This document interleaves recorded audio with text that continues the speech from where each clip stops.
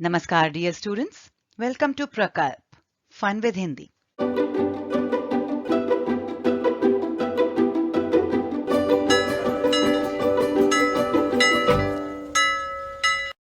आज हम कक्षा 8वीं की कहानी का वाचन करेंगे।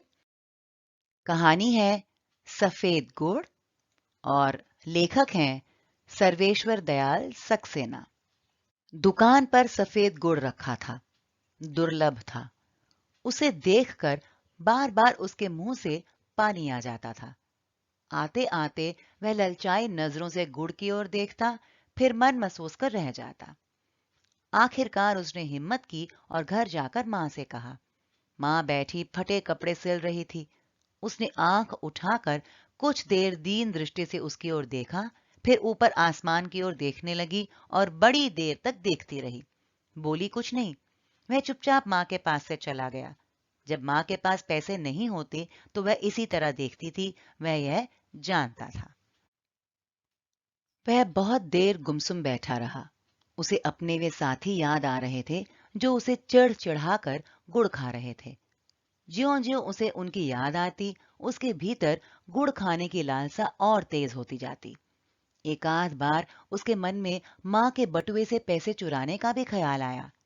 ये ख्याल आते ही वह अपने को धिक्कारने लगा और इस बुरे ख्याल के लिए ईश्वर से क्षमा मांगने लगा। उसकी उम्र 11 साल की थी। घर में मां के सिवा कोई नहीं था। हालांकि मां कहती थी कि वे अकेले नहीं हैं, उनके साथ ईश्वर है। वह चूंकि मां का कहना मानता था, इसलिए उसकी यह बात भी मान लेता था। लेकिन ईश्वर के होने का उसे पता नहीं चलता था। मां उसे तरह तरह से ईश्वर के होने का यकीन दिलाती। जब वह बीमार होती, तकलीफ में कराहती तो ईश्वर का नाम लेती, और जब अच्छी हो जाती तो ईश्वर को धन्यवाद देती। दोनों घंटों आंख बंद कर बैठते। बिना पूजा किए हुए वे खाना नहीं खाते। वह रोज सुबह शाम अपनी छोटी सी घंटी लेकर पालथी मारकर संध्या करता। उसे संध्या के सारे मंत्र याद थे, उस समय से ही जब उसकी जबान तोतली थी। अब तो वह साफ बोलने लगा था। वे एक छोटे से कस्बे में रहते थे। माँ एक स्कूल में अध्यापिका थी। बचपन से ही वह ऐसी कहानियां माँ के मुंह से सुनता था, जिनमें यह बताया जाता था कि ईश्वर अपने भक्तों का कितना ख्याल रखता है। और हर बार ऐसी कहानी सुनकर वह ईश्वर का सच्चा भक्त बनने की इच्छा से भर जाता। दूसरे भी उसके पीठ ठोंकते और कहते, बड़ा शरीफ लड़का है, ईश्वर इसकी मदद करेगा। वह भी मानता कि ईश्वर उसकी मदद करेगा, लेकिन कभी इसका कोई सबूत उसे नहीं मिला था।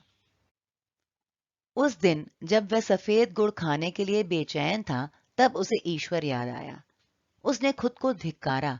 उसे मां से पैसे मांगकर मां को दुखी नहीं करना चाहिए था। ईश्वर किस दिन के लिए है? ईश्वर का ख्याल आते ही वह खुश हो गया। उसके अंदर एक विचित्र सा उत्साह आ गया, क्योंकि वह जानता था कि ईश्वर सबसे अधिक ताकतवर है। वह सब जगह है और सब कुछ कर सकता है। ऐसा कुछ भी नहीं जो वह ना कर सके। तो क्या वह थोड़ा सा गुड़ नहीं दिला सकता? उसे, जो कि बचपन से ही उसे पूजा करता आ रहा है और जिसने कभी कोई बुरा काम नहीं किया, कभी चोरी नहीं की, किसी को सताया नहीं। उसने सोचा और इस भाव से भर उठा कि ईश्वर जरूर उसे गुड़ देगा। वह तेजी से उठा और घर के अकेले कोने में पूजा करने बैठ गया। तभी मां ने आवाज दी, बेटा, पूजा से उठने के बाद बाजार से नमक ले आना। उसे लगा जैसे ईश्वर ने उसकी पुकार सुन ली है, वरना पूजा पर बैठते ही मां उसे बाजार जाने को क्यों कहती। उसने ध्यान लगाकर पूजा की, फिर पैसे और झोला लेकर बाजार की ओर चल दिया। घर से निकलते ही उसे खेत पार करने पड़ते थे, फिर गांव की गली जो ईंटों की बनी हुई थी, फिर बाजार की सड़क आती थी। उस समय शाम हो गई थी। सूरज डूब रहा था। वह खेतों में चला जा रहा था, आंखें आधी बंद किए, ईश्वर पर ध्यान लगाए और संध्या के मंत्रों को बार बार दोहराते हुए। उसे याद नहीं उसने कितनी देर में खेत पार किए, लेकिन जब वह गांव की ईंटों की गली में आया, तब सूरज डूब चुका था और अंधेरा छाने लगा था। लोग अपने अपने घरों में थे। धुआं उठ रहा था। चौपाए खामोश पड़े थे।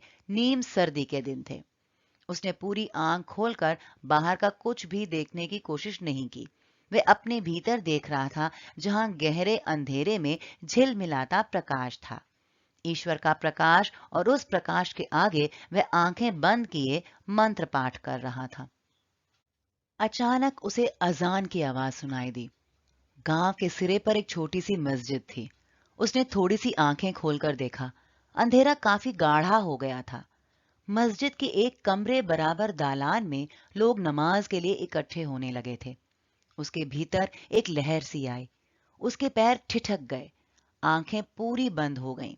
वह मन ही मन कह उठा, ईश्वर, यदि तुम हो और मैंने सच्चे मन से तुम्हारी पूजा की है तो मुझे पैसे दो, यहीं इस वक्त। वह वहीं गली में बैठ गया। उसने जमीन पर हाथ रखा। जमीन ठंडी थी।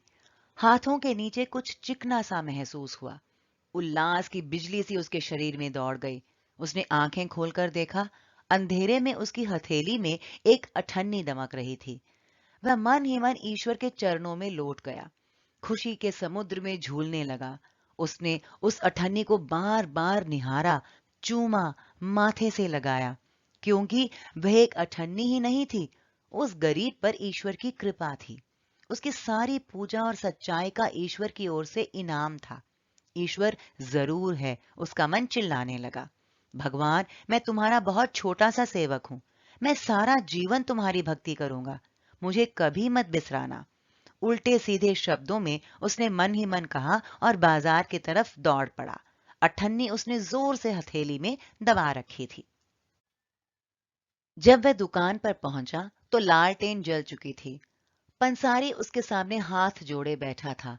थोड़ी देर में उसने आंखें खोली और पूछा, क्या चाहिए? उसने हथेली में चमकती अठन्नी देखी और बोला, 8 आने का सफेद गुड़। यह कहकर उसने गर्व से अठन्नी पंसारी की तरफ गद्दी पर फेंकी, पर वह गद्दी पर ना गिर उसके सामने रखे धनिये के डिब्बे में गिर गई। पंसारी ने उसे डिब्बे में टटोला, पर उसमें अठन्नी नहीं मिली। एक छोटा सा खपड़ा, चिकना पत्थर जरूर था, जिसे पंसारी ने निकालकर फेंक दिया। उसका चेहरा एकदम से काला पड़ गया। सिर घूम गया, जैसे शरीर का सारा खून निकल गया हो।